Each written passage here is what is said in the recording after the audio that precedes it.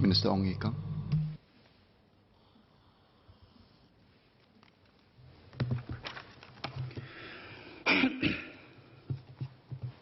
Mr. Chairman, I thank the members for filing your cards. I thank my colleagues for answering most of the questions.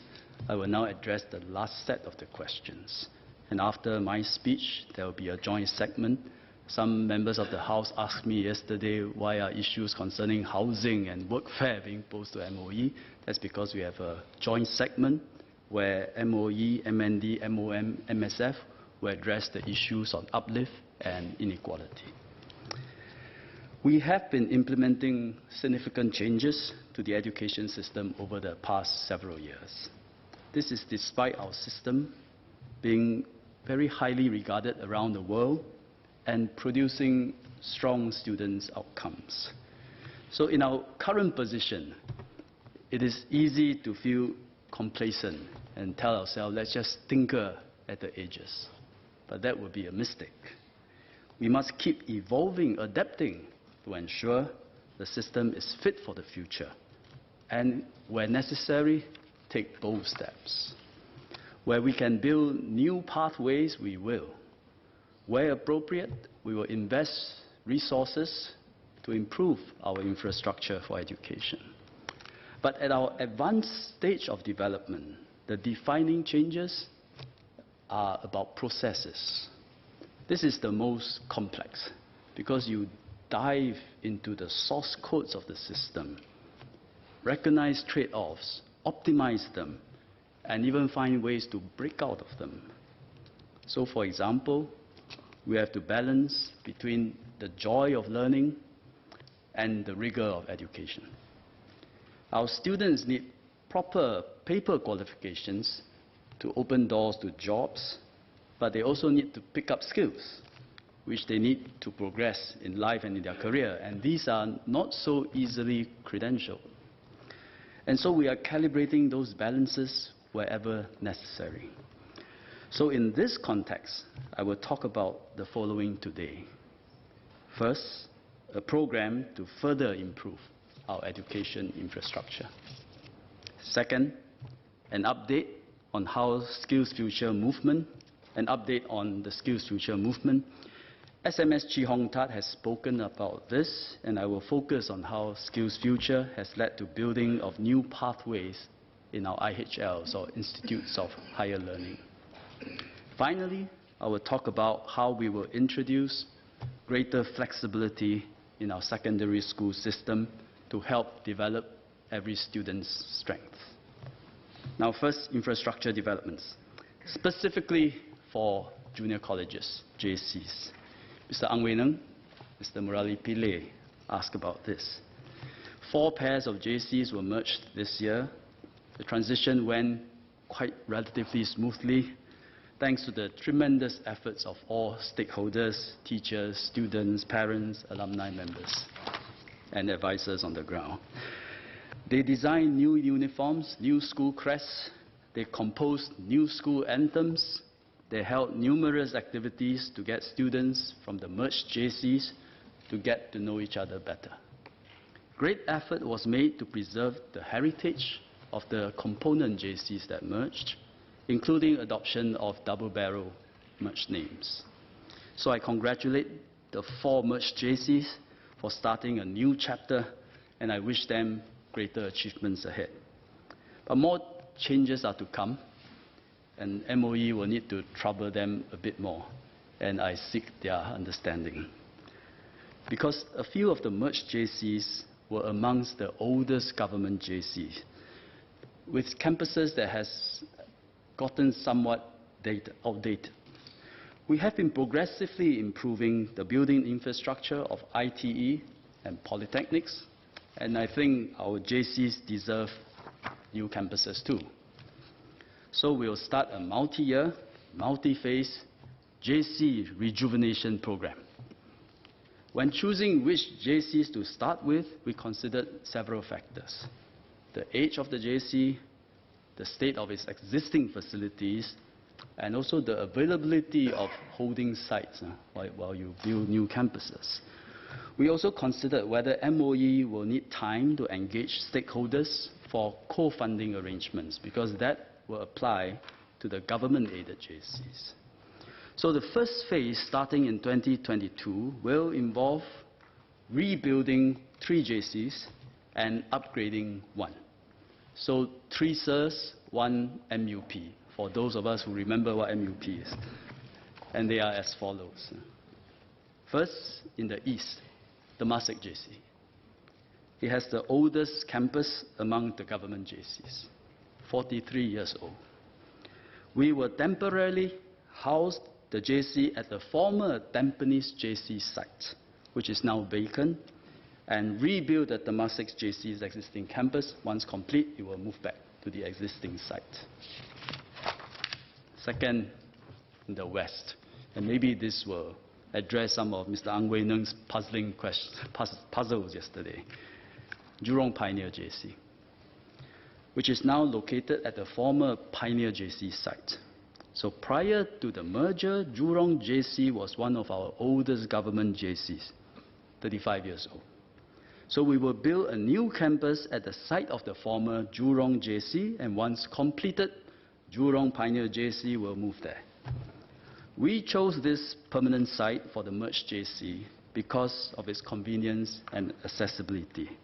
And as Mr. Ang Wei Neng mentioned, it is near the Jurong Lake District and will be served by the future Jurong Region MRT line. Third, in the north, Anderson Serangoon JC, currently located at the former Anderson JC site. Prior to the merger, both are old JCs. Anderson at 36 years old, Serangoon JC at 31 years old.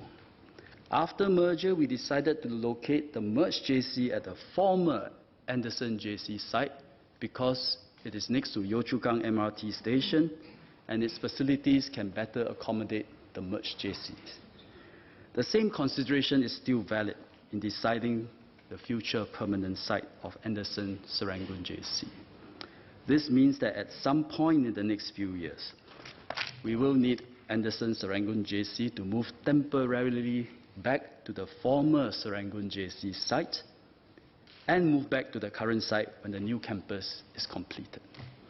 This is not ideal because it involves 2 moves instead of 1. We may also have to make additional provisions at the former Serangoon JC site to accommodate the merged JCs temporarily. But we will plan the transition so as to minimize hassle to students and staff. And finally, Yishun Innova JC, now located at the former Yishun JC site. So prior to the merger, Yishun was also one of our oldest government JC, 34 years old. We will give the former Innova JC site a significant upgrade, since it is not old enough to be rebuilt. And once completed, we will move Yishun Innova there.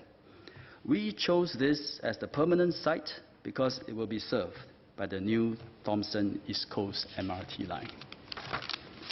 Phase 1 will be completed by around 2025, and we are already planning for phases 2 and 3, involving upgrading the 4th of the merged JCs, Tampines Meridian, and also Victoria JC, and older government-aided JCs. The new premises will support the evolution of JC education, where lessons are now a lot more interactive and learning is more holistic. So instead of just classrooms we have today, we will have seminar rooms, which are modular, flexible, to support more interactive pedagogies. We will make the campuses more digitally enabled.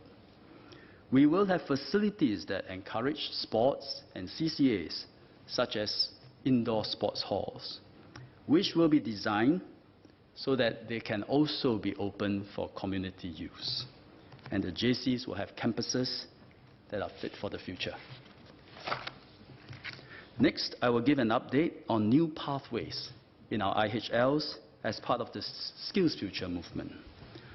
Our objective is to have a more flexible system of education upgrading that is not overly dependent on past academic results, but takes into account the varied strengths of our people to help develop and fulfill their potential in many different varied paths. So Dr. Lim Wee Kiat asked about the progress of aptitude-based admissions. Indeed, admission systems are moving away from an overemphasis on past academic results. NUS, for example, has recently announced that they are looking for polytechnic students with entrepreneurial experiences. And starting this year, NTU will introduce aptitude-based admissions for 40 out of its 111 degree programs. So it will involve interviews, showing our portfolios. In a similar vein, we introduced aptitude-based admissions at IT and the polytechnics through what we call EAE, Early Admission Exercise. EAE, since it was implemented, it has now sparked a host of education and career guidance activities in secondary schools. Students now go through personality assessments, speak to industry practitioners and counselors, visit companies for their learning journeys in order to discover their interests and strengths. This is a good thing because self-discovery is actually a very worthwhile investment of time and effort when you are in secondary school. EAE will be rigorously run. The IHLs will require candidates to not just declare your interests and passion, but demonstrate them, show portfolios, describe activities outside of school, or showing that you have knowledge of a particular subject that is outside of education curriculum.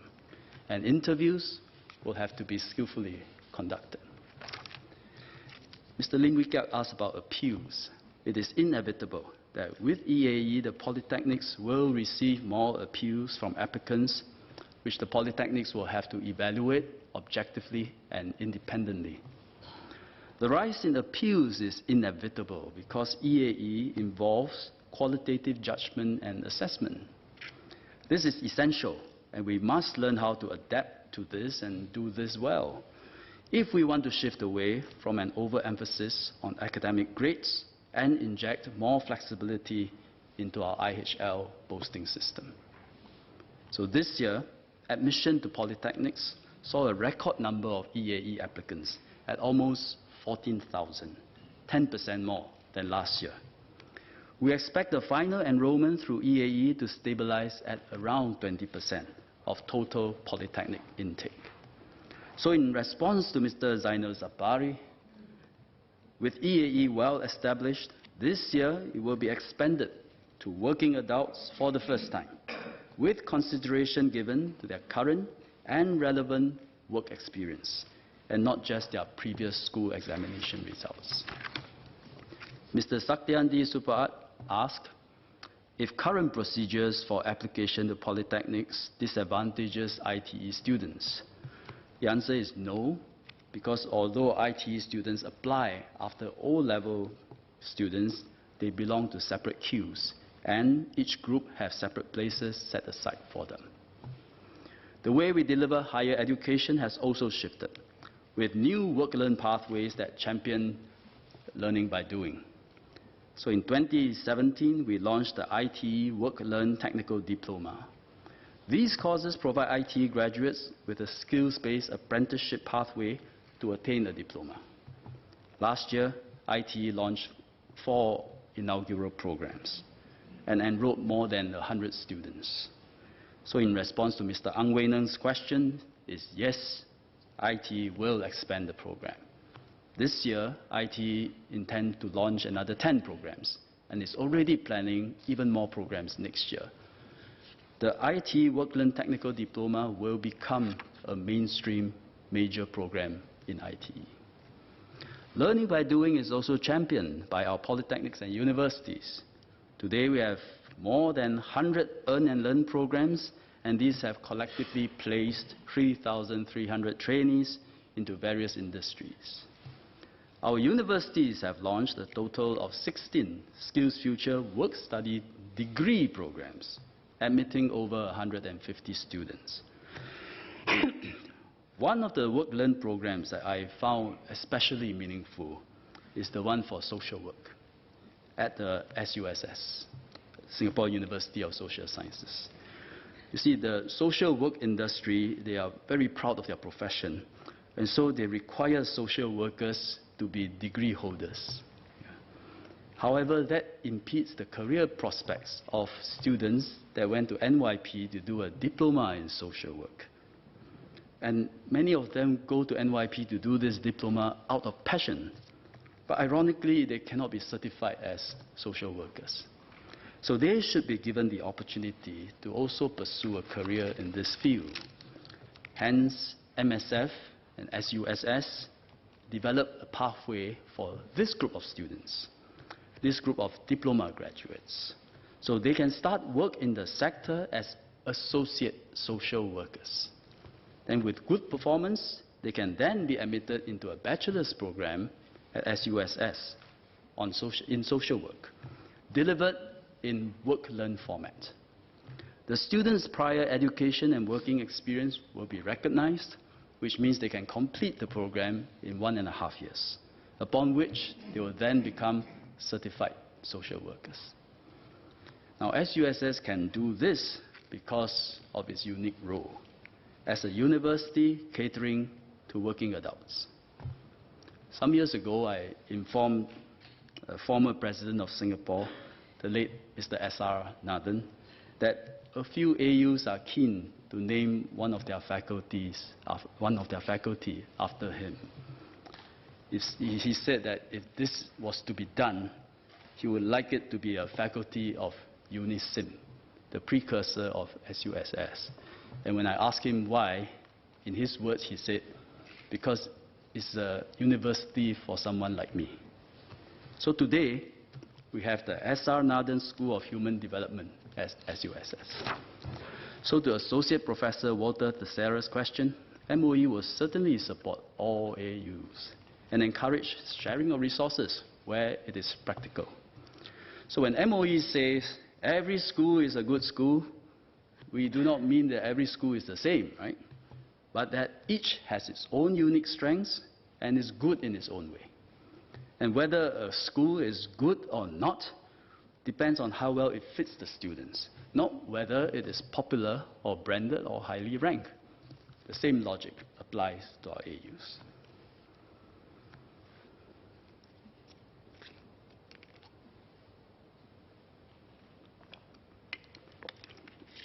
The clock don't stop when I drink water.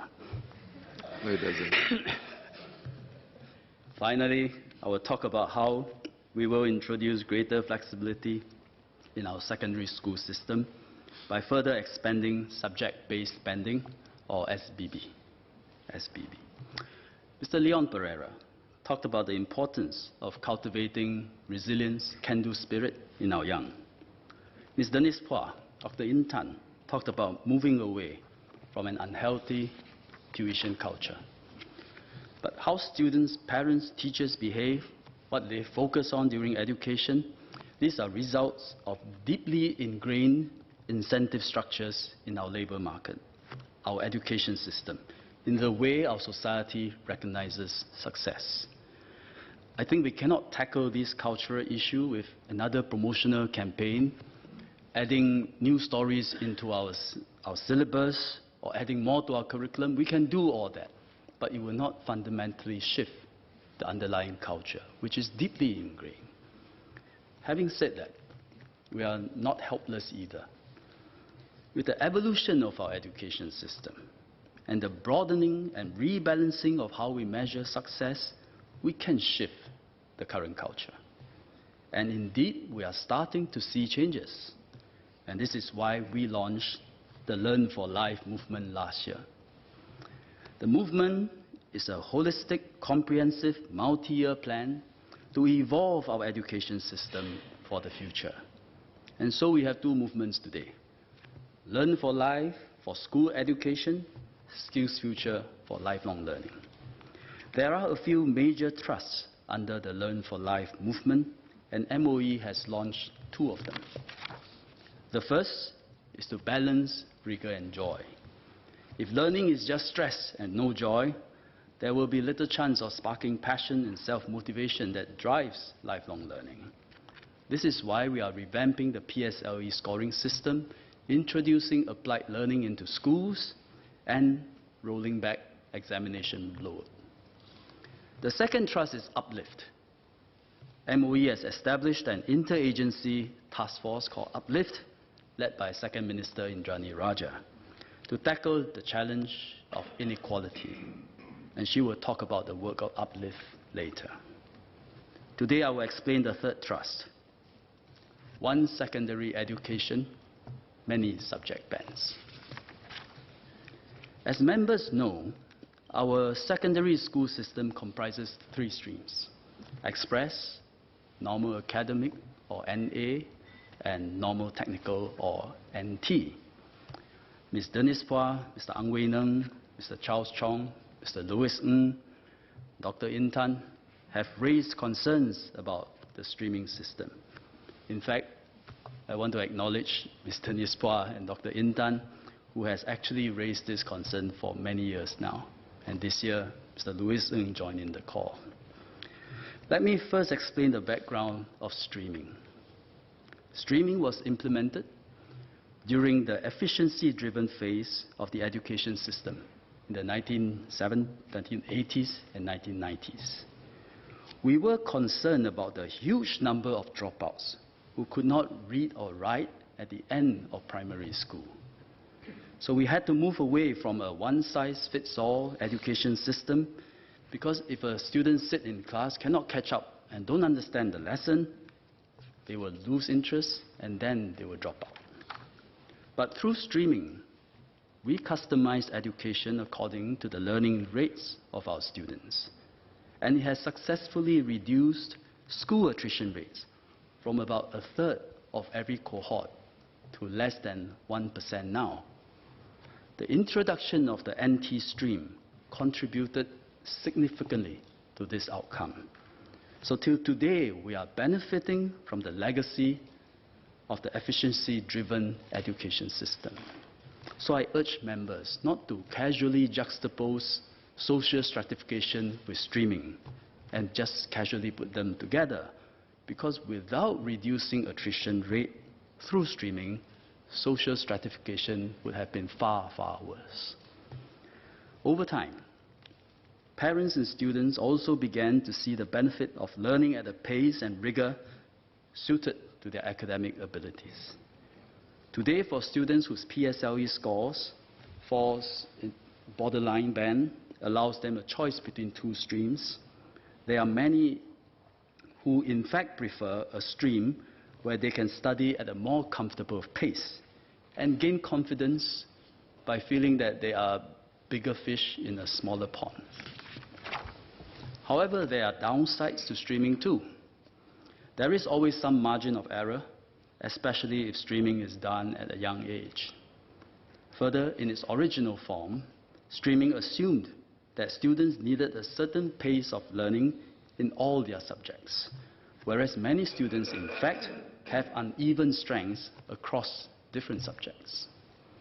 Finally, and more importantly, and raised by many members, entering a stream that is considered lower can carry a certain stigma that becomes self-fulfilling and self-limiting. Students can develop a mindset where they tell themselves, I'm only a normal stream student and this is as good as I can be, and it becomes self-fulfilling. And I thank Mr. Ong Ye Kung, Dr. Intan, for sharing your personal experiences on this. So we have been grappling with this trade-off between customization of education and the downside of stigmatization. And that is why over the years, we have made significant changes to the streaming system. Major transition took place in the mid-2000s when MOE phased out streaming in primary school over a period of 4 years. As members would recall, we used to have 3 streams in primary school: EM1, EM2, and EM3. The first step then MOE did was to merge EM1 and EM2, since the only difference between the 2 streams was the standard of mother tongue language, or MTL. Later, MOE shifted to customizing learning, not at the stream level, but at the subject level. So we introduced different standards for subjects. Standard and foundation for English, math, and science, higher standard and foundation for MTL. And so we called this subject-based spending, SBB, started since mid-2000s. Hence, by 2008, instead of having 3 streams, we have a single primary school course. And within the course, students could learn subjects at different standards based on SBB. There were skeptics at that time who asked, what's the difference between streaming and SBB? Old wine in new bottle, 换汤不换药. You merely change the labels of EM 1, 2, 3 to foundation standard and higher. That's all, it's the same. There is a big difference. Streaming separates education into different courses, and we put students into each course. So each course is like a big jar. You put all kinds of cookies into the jar, and then you close it and you label it pineapple tarts. So all the cookies inside, whatever they are, also get labeled as pineapple tarts, accurately or inaccurately. And SBB changes this fundamentally. Essentially, we now break the jar, students come out of it, take subjects of varying difficulty based on their academic ability. Taking 1 or 2 subjects at the foundation level will not tantamount to labeling a child. And equally important, it encourages the students to find their strength. Since we introduced SBB, many students who would previously have been in the EM3 stream ended up taking 1 or more subjects at a higher level. So this way, we continue to reap the benefits of customization of education, but minimizing the downsides of labeling. This is much harder to do for secondary school because there are so many more subjects. So more than a decade ago, we started a form of SBB in secondary school by allowing students in the NA and NT streams to take up to 2 subjects at a higher level starting from Sec 3, if they have done well in those subjects when they are in lower secondary schools. It worked well. And in 2014, we formalized a bolder form of SBB in 12 secondary schools as pilot schools. NA-NT students in lower secondary could take English, MTL, math, and science at a more rigorous standards, if their PSLE scores or school examination results for these subjects justified. The results of this new pilot have been encouraging. So about half the NA students in the pilot schools took up subjects at express level. If I break down this half, 25% of NA students took 1 express level subject. Another 11% took 2 subjects. And over 10% took 3 subjects or were laterally transferred to express stream. So 25 plus 11 plus 10, adding up roughly half the NA students. If we had included MTL, mother tongue language, the numbers would be even higher. The numbers for NT students taking NA subjects are also largely similar. As of now, the 2 batches of students who have participated in SBB in the prototype schools, they have completed their secondary school national examinations. How did they do? Their results show that normal and express stream students taking the same O-level examinations performed comparably. To illustrate, for the national examinations in 2018, last year, 25% of secondary 4 NA students who took O-level English got A1 or A2, 25%. How about express students? 24%, 1% less. For O-level mathematics, 26% of NA students got A1 or A2. Express students, 50%, higher. For O-level combined science, it was NA students, 33%, Express students, 34%. I think the normal stream students have held their own. Our surveys also showed that students, parents, teachers overwhelmingly welcome this. And given the positive outcomes, last year we expanded SBB nationwide. And we are now ready to take a further major move. It will involve a few significant policy steps over the next few years, and let me explain the process.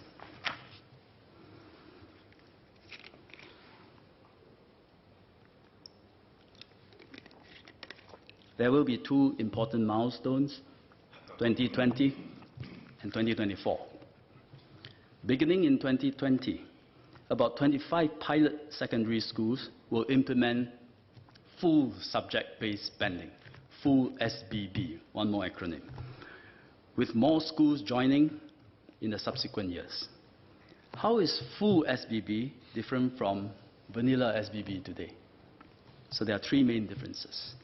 Number one, we will allow lower secondary school students to study more subjects at a higher level, not just English, MTL, math and science today, but also geography, history, literature. Chemistry, biology, this is only available in upper secondary. As it may be difficult to ascertain the level suitable for students using just their PSLE results, MOE and schools will develop guidelines and assessment mechanisms, including using secondary 1 year-end examination results. Number two difference.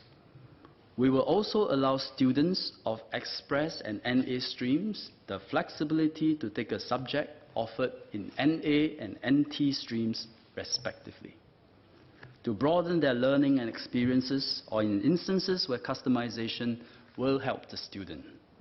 So Express stream students today are already exposed to technical subjects such as design and technology. In time, Express students may take subjects offered in the normal streams such as mobile robotics. Three, the third big difference. Beyond the academic aspects, full SBB will also give pilot schools an opportunity to reshape the social environment in schools to benefit their students. Day-to-day practices in schools play a big part in shaping a child's self-confidence, sometimes more than the academic curriculum. I learned this from Mr. Tan Chaw Pang, the principal of Boon Lay Secondary. Mr. Patrick Tay know him very well. The late coming and absenteeism rates amongst normal stream students in Boon Lay Secondary had not been healthy. However, Chaw Pang observed that when it comes to CCA, all the students are very engaged. So in an unprecedented move, he figured, let's just change the way we organize classes. And after all, Boon Lay Secondary have a smaller school enrollment, so he gave him the flexibility. So he reorganized form classes according to CCAs rather than academic streams. And almost immediately, absenteeism, late coming rates fell drastically. I was fascinated by this unorthodox practice and decided to visit the school and speak to teachers and students.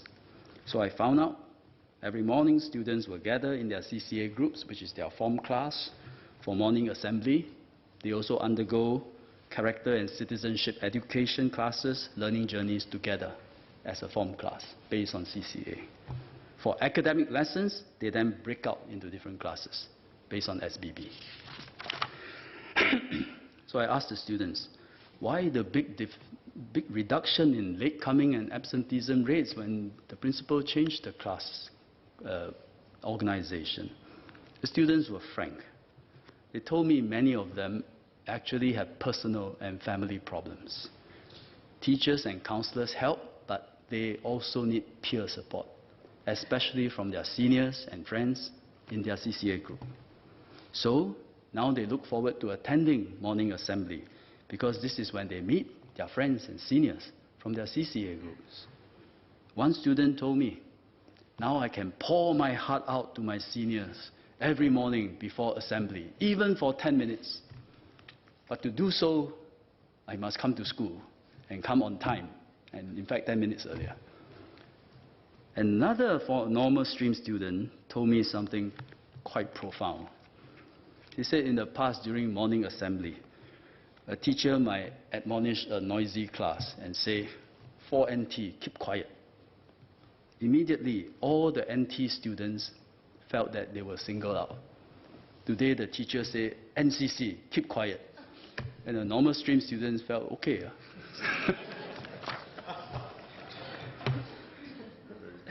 The students who have gone through almost 2 years of the new form classes in Boon Lay Secondary, they have recently completed their secondary school national examinations. Across the school, results had shown improvement. MOE, we will need to study their results further, but there is now a genuine belief that the social environment of the school can positively influence a student's academic behavior and performance. I also visited another school, Edgefield Secondary, which has decided to reorganize form classes to include students from all 3 streams starting this year. Not by CCA, but just academic classes, but mixed students from all 3 streams. So each secondary 1 form class goes through about half their lessons together for subjects like CCE, design and technology, art, music, PE, where there is little need to customize lessons based on academic abilities. And the other half comprising academic subjects, English, MTL, math, science, they are grouped according to SBB. It has only been a couple of months, but feedback has been generally good. The students I spoke to, they have no comparison, so they all say it's very good, very happy, as expected. The teachers noticed that students were helping each other more frequently in class. And students from the normal stream, they are stepping forward to take up leadership roles during group work or project teamwork. I chatted with several students at the canteen, and I asked them, you all think this is great, how about your parents? And they said their parents felt it was okay. One student said, my father thought this is awesome. This is awesome. The principal, Mr. Lee Pek Ping, told me that, however, a handful of parents were concerned that this might slow down learning in class. Pek Ping painstakingly explained how SBB works, that what students are learning together as a form class and how classes for academic subjects are still banded based on the learning abilities of the students. And this explanation, through this explanation, he managed to address the concerns of most parents. He told me a small number of parents were still worried and felt that had they known, they wouldn't have sent their child to Edgefield Secondary. I understand the concerns of these parents, but Edgefield Secondary was making the right trade-off to develop students both academically and socially. It was in its own way taking the lead in reshaping our existing culture for the better. Schools such as Boon Lay and Edgefield are important trailblazers, and I thank them. After several years of progressively implementing SBB, and with good outcomes both academically and socially, the time is right for us to move to full SBB. Implementing full SBB will be a multi-year transition. We should not underestimate the challenge of this move. There are major operational challenges, such as timetabling. Schools will need time to learn, adapt, and innovate. By the start of 2024, I just talked about the milestone of 2020, now 2024, we will be ready to take the next step, which is the most crucial. 2 things will happen. 1, we would have rolled out full SBB and the new ways of organizing form classes across the education system. The pioneering practices in Boon Lay and Edgefield will by then become the norm. 2, to reflect the reality of full SBB as a more flexible single course, We will enroll the first batch of Secondary 1 students who will graduate with a common secondary school certificate. This common certificate will combine the current O-level, NA, and NT certificates. It will list the subjects completed and the standard band of each subject, very much like what Dr. Intan described yesterday. And we are not unfamiliar with this concept. It is actually similar to A-level certificate for JCs, where the certificate states the subjects and the standards they are completed in, whether it is H1, H2, or H3. For secondary school, we won't use H, we will use G. G1, G2, G3. G stands for general. I have to go find out what H stands for. G1 will roughly correspond to today's NT standard, G2 to NA standard, and G3 to Express standard. Singapore and Cambridge will co-brand this new certificate. We are both strong international brand names in education, and this, by working together, we will enhance the recognition and value of this certificate. So with full SBB implemented, form classes reorganized across the board, and a combined secondary school education certificate, we would have effectively merged Express, NA, NT into a single course. The Express, NA, NT streams, together with its label, will be phased out. So from 3 education streams, we now have one secondary education, many subject bands. We will no longer have fishes swimming down 3 separate streams. We have one broad river, each fish negotiating its own journey. I'm sure there are many questions on how all this will work. Some of them we need to learn as we do, but let me answer a few key ones. An immediate question is whether we will keep Secondary 5. It is a key concern among students and parents because for NA students today, attaining O-level through Secondary 5 help them access polytechnics and JCs. Our plan is that by 2024, all students will enroll into Secondary 1 and go through a 4-year curriculum for all subject bands. At the end of Secondary 4, these students will attain the common certificate I talked about with various permutations. Some will have 6 G3 subjects and 1 G2 subject. Some will have 5 G3s and 2 G2s. Others maybe 2 G3s, 3 G2, 1 G1, and so on. Lots of permutation. So this will require us to undertake a review of our post-secondary posting system so that students taking a combination of G1, G2, G3 subjects can be fairly considered for ITE, polytechnics, and JCs. Our review will recognize students' particular strengths that make them suitable for specific post-secondary courses. 2024 is a few years away, so we will use this time to undertake this review. We will also explore other alternatives to a 5th year in secondary schools, like the current PFP, Polytechnic Foundation Program, to help students bridge over to polytechnics and JCs. Another question is, currently, the great majority of secondary schools admit students from the Express, NA, and NT streams. Now is one stream, one course. How will the secondary school posting system change? MOE has thought this through and concluded that it is better not to disrupt the current posting system. This means that secondary schools should continue to admit students across 3 PSLE scoring bands, even though the streams have been merged. Educationally, this approach is both practical and reasonable and sound, because the transition from primary 6 to secondary 1 is a very major one and a significant one for all students. And we need students to start off right. PSLE still serves as a useful initial gauge of the subject bands that each student is most suited for at the beginning of Secondary 1.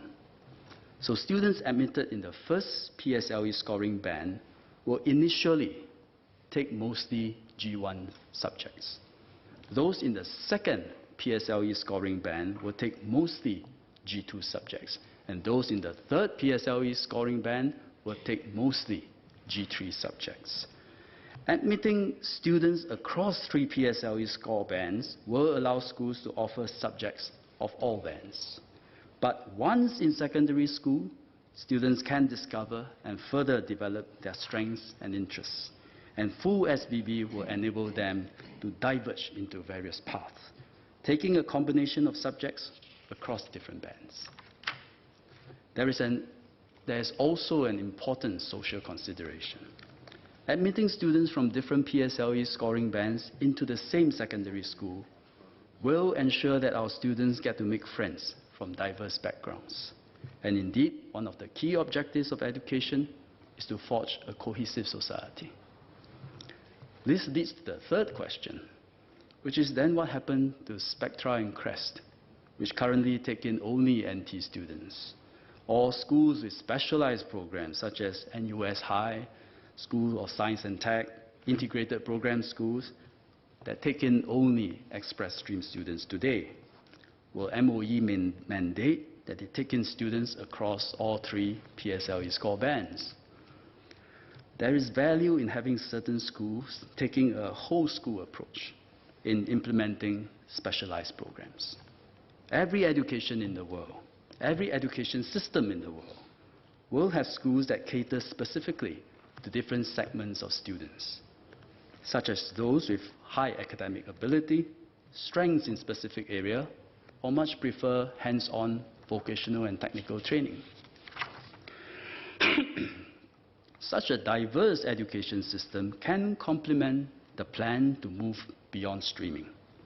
We should maintain and balance diversity across schools and within the school to allow us to better cater to the educational needs and strengths of different groups of students. The downside is the lack of mixing in these more specialized schools. These schools, they have to make a special effort to recruit students from all backgrounds, wisely using their direct school admission or DSA mechanism. They will have to ensure that students participate actively in inter-school mixing opportunities, such as combining school CCAs, outward-bound school camps, or values in action projects, where week in, week out, students from different schools get to mingle together. And I can see many of the principals from the specialized schools working very hard to do better in this aspect. There is also scope for these specialized schools to offer more subject options. Spectra and Crest should offer more NA subjects compared to today, and could possibly also offer a few express-level subjects. Similarly, in time, it will also make sense for the schools that take in only express students to offer some subjects at the NA or NT level. After all, customization of education and catering more flexibly to the varied interests and abilities of students will benefit them.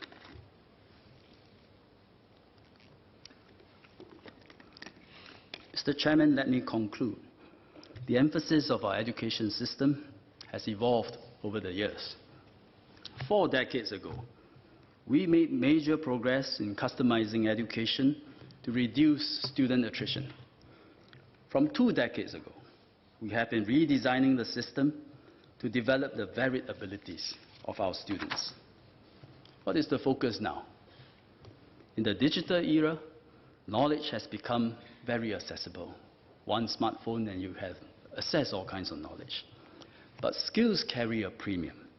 Skills, both technical and soft, are what make us human, inoculate us from being replaced by robots and computers. But skills take a lifetime to acquire and hone, and one must be driven by passion to do so. So skills, passion, growth. In this phase, more than ever, we are centered on the need to learn for life, to prepare our students for the future. The third thrust of our Learn for Life movement, one education system, many subject bands, is another step in this direction. We are able to take these steps now because of work done in the past. So in a way, whatever I have just announced could have been anticipated. In fact, many MPs who urged for the phasing out of streaming made references to the SBB and saw this as a natural extension of all the work that we have done. And this has to be our attitude when it comes to education.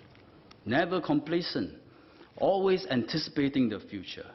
Figure out what needs to change, plan it out, implement at a pace that takes into account the trade-offs, the complexities, and the immense impact any change will have on our students.